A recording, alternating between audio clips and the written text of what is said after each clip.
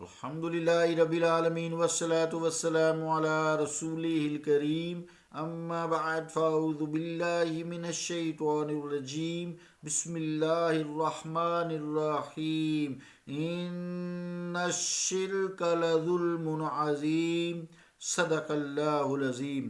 واجب الاحترام سامعین، السلام علیکم ورحمۃ اللہ وبرکاتہ۔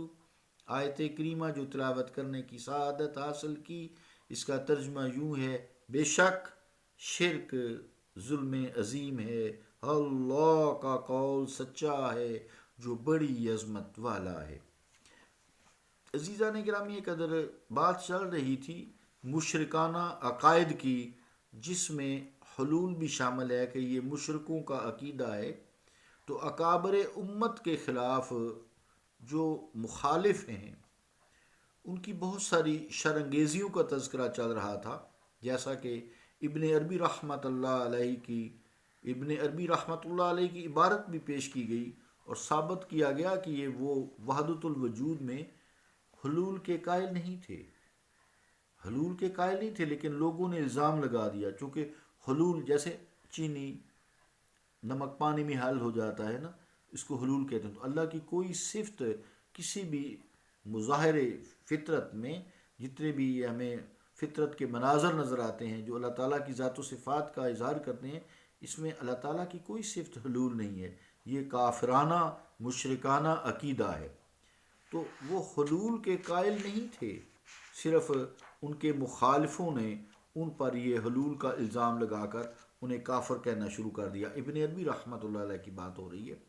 بفرض محال اگر ان کی کسی تصنیف میں کوئی ایسی بات پائی جائے جو کتاب و سنت کے خلاف نظر آئے، تو وہ معاندین، ان کے مخالف جو ہیں، ان کی سازش کا نتیجہ بھی ہو سکتی ہے، کیونکہ انہوں نے پرنٹنگ کرا کے ناشروں کو پیسے دے کر کیا ہے۔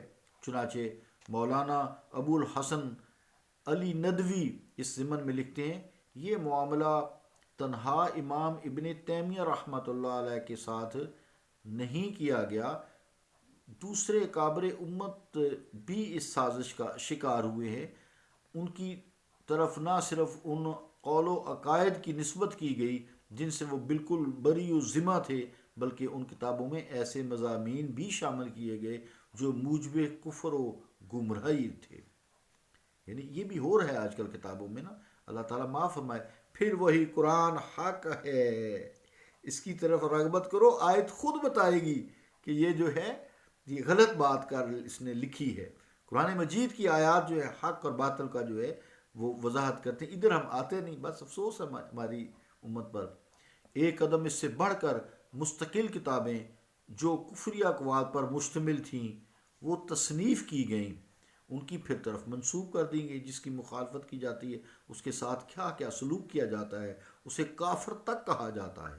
اور یہ جو فرقہ واریت ہے، یہ آپ دیکھ لیں، دین فروشوں نے یہ شروع کی ہوئی ہے اور بہت عرصے سے ہے۔ یہ آج کی بات نہیں، ابن تیمیہ رحمۃ اللہ علیہ کس زمانے کے جو ہے بزرگ ہوئے، حضرت شیخ عبد القادر جیلانی رحمۃ اللہ علیہ کے ہم اثر ہے، ان کے دور میں یہ تھے، اور ان کی وسیع پیمانے پر پھر یہ اشاعت کی جاتی ہے ان کے خلاف ایسا مواد چھاپ کر۔ حجت الاسلام امام غزالی رحمۃ اللہ علیہ کے ساتھ بھی یہی سلوک ہوا۔ تو اس طرح معارج القدس ہے، مشکات الانوار ہے، یہ بے اصل منحول کتابیں ہیں جو امام غزالی رحمۃ اللہ علیہ کے دشمنوں اور بدخواہوں نے تصنیف کر کے ان کی طرف منسوب کر دی ہیں۔ شیخ محی الدین ابن عربی رحمۃ اللہ علیہ کی کتابوں میں بھی امام شورانی رحمۃ اللہ وغیرہ کا خیال ہے کہ یہ عمل ہوا ہے۔ ان کی کتابوں بھی، ان کی تصانیف میں بھی ایسا مواد شامل کیا گیا جو ان کا ذاتی نہیں ہے، جو نہ وہ اس عقیدے کے قائل تھے حلول کے، اور مضامین و مواد کی آمیزش کی گئی ہے۔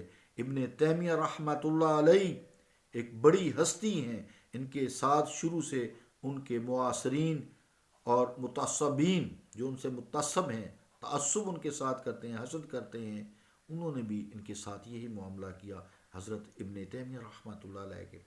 اس کی بنا پر بات قطعاً محل تعجب نہیں کہ ان کی طرف اقوال کفریہ اور اہانت امیز مضامین ایک طور مار منسوب کر دیا گیا ہو، اور بہت سے مخلصین اور اہل حمیت علماء اس سے متاثر ہو کر ان کی مخالفت پر کمر بستہ ہو گئے ہوں، بلکہ تذلیل و تکفیر پر آمادہ ہو گئے ہوں۔